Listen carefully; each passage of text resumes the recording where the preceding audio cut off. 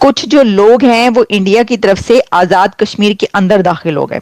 یعنی کہ لوگ یہ اس طریقے سے اس کو چلا رہے کہ انڈیا آزاد کشمیر میں داخل ہو گیا، لیکن پتہ یہ چلا کہ کچھ لوگ جو ہیں وہ انٹر ہوئے ہیں۔ اچھا، اس کے اوپر کچھ جرنلسٹوں نے بھی جو ہے وہ ٹویٹس کی ہیں اور ویڈیوز تک جو ہیں وہ پوسٹ کر دی ہیں۔ اور اس کے موقع کے یہ گواہ ہیں، میرے ایک بھائی ہیں یہاں پہ باسپر سے جن کا تعلق ہے، انہوں نے اپنی آنکھوں سے دیکھا کہ انڈین آرمی جو ہمارے گھروں میں آئی ہوئی تھی اور وہ آرام سے وہاں پہ وہ کس طرح پہنچی ہے، ہمارے سیکورٹی ادارے کہاں پہ تھے، اگر وہ ہمارا تحفظ نہیں کر سکتے۔ ہم نے کشمیریوں کو کہاں لا کے کھڑا کر دیا،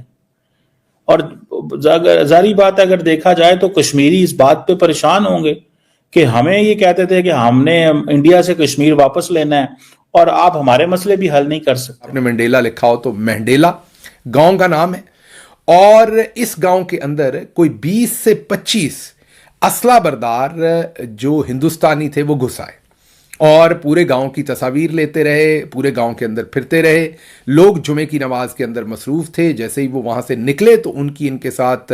مٹ بھیڑ ہوئی کہ آزاد کشمیر کے اندر انڈیا کی جانب سے کوئی 10-12 لوگ انٹر ہوئے، ان کے ہاتھ میں شاید رائفلیں یا بندوقیں تھیں یا کیا تھا، اور انہوں نے اندر جا کے جو ہے وہ فائرنگ بھی کی، وہ پھرتے پھرتے رہے، ٹہلتے رہے، اور اس کے بعد پھر خواتین نے شور مچایا اور پھر وہ بھی جب مرد بھی جمع ہوئے، پھر آپس میں دو بدو جو ہے کوئی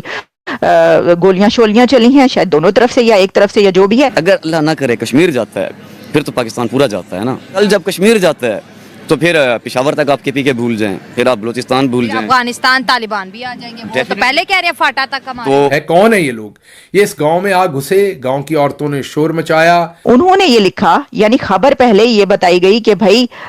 جمعے کو، فرائیڈے کو یہ ہوا ہے کہ آزاد کشمیر کے اندر انڈیا کی جانب سے کوئی 10-12 لوگ انٹر ہوئے، ان کے ہاتھ میں شاید رائفلیں یا بندوقیں تھیں یا کیا تھا، اور انہوں نے اندر جا کے جو ہے وہ فائرنگ بھی کی، وہ پھرتے پھرتے رہے، ٹہلتے رہے، اور اس کے بعد پھر خواتین نے شور مچایا اور پھر وہ بھی جب مرد بھی جمع ہوئے، پھر آپس میں دو بدو جو ہے کوئی گولیاں شولیاں چلی ہیں، شاید دونوں طرف سے یا ایک طرف سے یا جو بھی ہے۔ اس کے بعد وہ لوگ آرام سے ٹہل ٹول کے جو ہے واپس چلے گئے۔ مجھے نہیں پتا ناشتہ واشتہ انہوں نے کیا یا نہیں کیا، کھانا وانا وہاں پہ لنچ کھایا یا نہیں کھایا، لیکن پھر وہ واپس چلے گئے انڈیا کے اندر۔ تو اس کے اندر ہم نے کہا ذرا دیکھیں کہ یہ کیا بتا رہے ہیں۔ تو بشارت راجہ جو کہ ایک جرنلسٹ ہیں، آپ بشارت راجہ سپریم کورٹ رپورٹر ہیں، یہ بات تو ہے، اور ان کی طرف سے ایسی خبر کا آنا بڑا عجیب سا تھا۔ انہوں نے کہا کہ جی آزاد کشمیر کا یہ گاؤں میرے گاؤں سے 10 کلومیٹر کی مسافت پر ہے، اور اس گاؤں کا نام مہنڈیلا ہے، اور بروز جمعہ ہندوستان کے 20 سے 25 لوگ اسلحے سمیت اس گاؤں میں گھس آئے۔ جمعے کا وقت تھا، گاؤں کے لوگ نماز جمعہ کی ادائیگی کے لیے مساجد میں تھے، اور پھر ہندوستانی فوجی تصاویر بناتے رہے۔ خواتین کے شور مچانے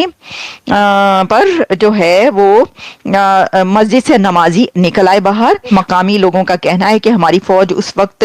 حرکت میں آئی جبکہ ہند کے فوجی واپس جا چکے تھے، اور مقامی لوگ اس واقعے کے بعد اکٹھے ہوئے اور زبردست احتجاج کیا۔ 15 لوگوں پر مشتمل کمیٹی بنا کر انتظامیہ کے سامنے کچھ مطالبات رکھے گئے، اور پھر بروز ہفتہ صبح 10 بجے تک وقت دیا کہ ہماری جان و مال کے تحفظ کے لیے اقدامات کیے اٹھائے جائیں۔ مطالبات ڈیمانڈز پوری نہ ہوئی تو پھر ریاستی سطح پر احتجاج کو پھیلایا جائے گا۔ پھر اس میں بہت سارے مصدقہ جو رپورٹرز ہیں انہوں نے ذاتی قسم کا اس کے اندر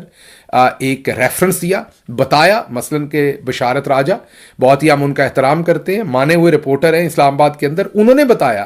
کہ جو یہ مہنڈیلا گاؤں ہے یہ ان کے گاؤں سے 10 کلومیٹر تقریباً دور ہے، اور اس گاؤں کے اندر انہوں نے کہا کہ بالکل یہ واقعہ ہوا ہے، اور جمعے کے وقت 20 سے 25 اسلحہ بردار، اسلحہ سے لیس یہ ہندوستانی لوگ، اب انہوں نے لوگ لکھا، یہ نہیں لکھا کہ ہندوستانی ملٹری کے لوگ ہیں، وہاں کی کوئی ملیشیا ہے، وہاں کے کوئی متحارب گروپ ہے، کون ہے یہ لوگ؟ یہ اس گاؤں میں آ گھسے، گاؤں کی عورتوں نے شور مچایا، مرد مسجد میں تھے زیادہ تر، نکلے، مٹ بھیڑ ہوئی، اسلحے کے ساتھ